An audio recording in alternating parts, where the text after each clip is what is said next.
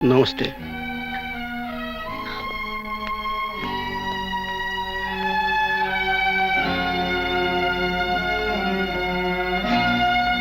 किन आएकी तिमी?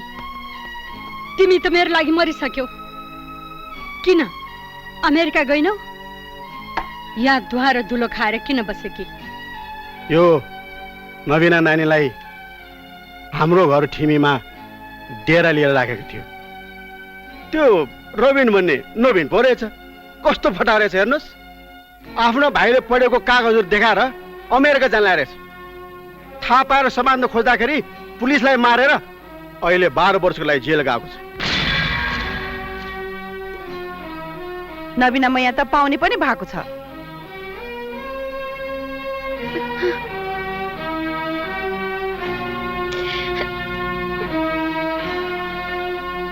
हस् त अहिले हामी जान्छौँ।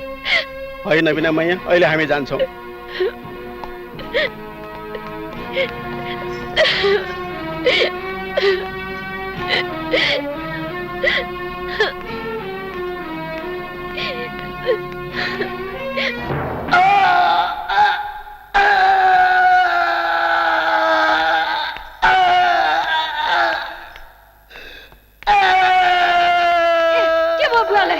के बोलाउनु? के भयो हजुरलाई? लौनु लौनु समाउनु।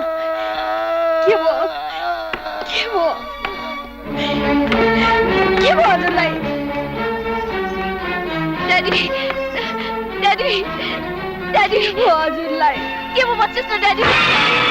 ड्याडी ए ड्याडी ड्याडी ड्याडी